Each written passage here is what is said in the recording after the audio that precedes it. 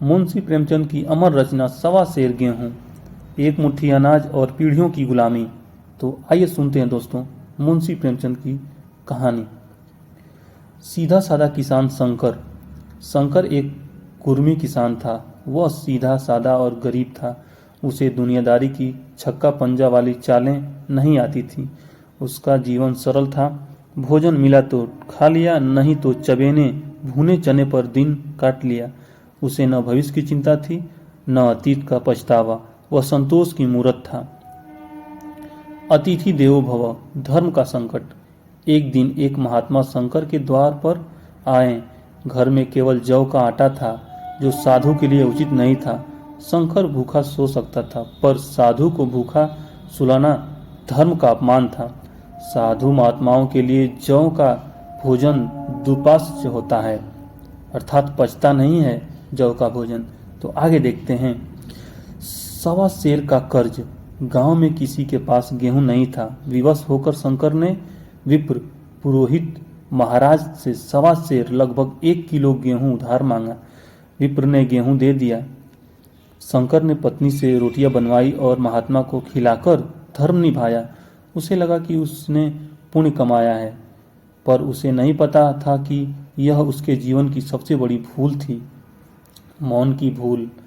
फसल कटने पर शंकर ने विप्र को खलिहानी में सवा सेर के बदले 7-8 किलो अनाज दे दिया। शंकर ने यह नहीं कहा, महाराज यह उस उधार का हिस्सा है। विप्र ने भी कुछ नहीं पूछा। परिणाम क्या हुआ? शंकर ने समझा कर्ज चुकता हो गया, लेकिन विप्र ने उस अनाज को दान दक्षिणा मान लिया और बही खाते में कर्ज को खुला छोड़ दिया। दोस्तों अब देखिए क्या होता है। गणित का मायाजाल देखिए दोस्तों। 7 साल बीत गए। विप्र ने शंकर को बुलाया और बही खाता दिखाया।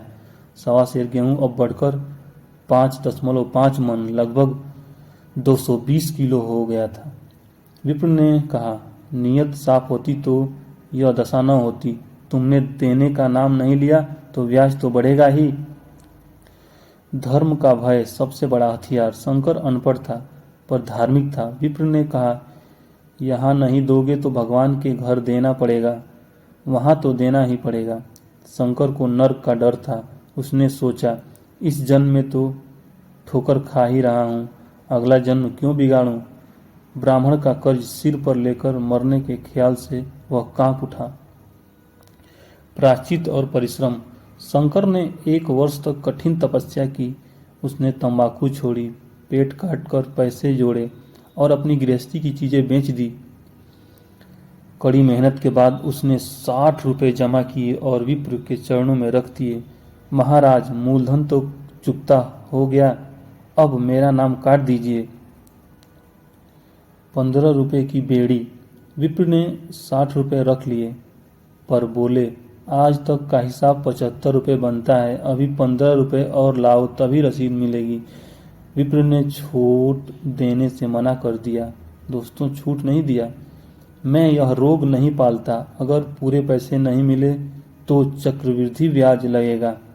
शंकर के पास और कुछ नहीं बचा था, वह टूट गया। दोस्तों गुलामी का दस्तावेज। 15 रुपये चुकाने के लिए शंकर ने अपनी स्वतंत्रता बेच दी। जीवन भर विप्र के यहाँ गुलामी, मजदूरी करना, वेतन कुछ नहीं, केवल आधा सेर जौ का आटा रोज, वस्त्र साल में 1 कंबल और 1 मिजई। बाहर उसे 6 आने रोज की मजदूरी मिल सकती थी, पर यहाँ उसे 1 आने से भी कम मिल रहा था। एक जीवन का अंत। शंकर ने 20 साल तक गुलामी की। उसने विप्र की कोठियां अनाज से भर दी, पर उसका खुद का पेट कभी नहीं भरा। अंत में हाड़ तोड़ मेहनत और निराशा ने उसे मार डाला। शंकर दुनिया से चला गया, लेकिन वह अपने पीछे एक विरासत छोड़ गया, कर्ज की विरासत। विरासत में मिला सांप। विप्र ने शंकर की मृत्यु के बाद भी दया नहीं दिखाई। उन्होंने शंकर के जवान बेटे को बुलाया। तेरे बाप पर 120 रुपये बाकी है, जब तक पैसे नहीं चुकता करेगा तुझे मेरे यहाँ काम करना होगा। आज भी वह बेटा उसी सवा सेर गेहूं की कीमत चुका रहा है।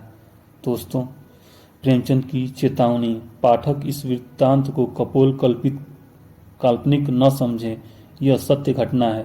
संसार में ऐसे शंकरों और विप्रों की कमी नहीं है। सवा सेर गेहूं तो बस एक बहाना था, असली मकसद इंसान को गुलाम बनाना था। दोस्तों, आज का शंकर रूप बदल गए हैं पर जाल वही है। कल जमींदार और बही खाता, आज क्रेडिट कार्ड, माइक्रो फाइनेंस और न खत्म होने वाला ब्याज। शोषण तलवार के जोर पर भी होता है और कागजों के पन्नों पर भी। दोस्तों, देख रहे हैं ना, निष्कर्ष क्या निकलता है दोस्तों। एक छोटी सी उधारी ने एक हंसते खेलते परिवार की 7 पीढ़ियों को बर्बाद कर दिया। शंकर की गलती उसका सीधापन नहीं बल्कि उस समाज की चुप्पी थी जो अन्याय को सहता रहा। क्या हम आज भी चुप हैं दोस्तों? हम आज भी चुप हैं। हम पर कर्ज बढ़ता जा रहा है, डॉलर बढ़ता जा रहा है। दोस्तों, देख रहे हैं, पैसा रुपया का भाव गिरता जा रहा है। ये सरकारों की देन नहीं है, ये भोले वाले जनता की चुप्पी है। तो दोस्तों, वीडियो पसंद आई हो तो लाइक, सब्सक्राइब, शेयर कीजिएगा और कमेंट कीजिएगा। ऐसी वीडियो आपको मिलती रहेंगी इस चैनल पर।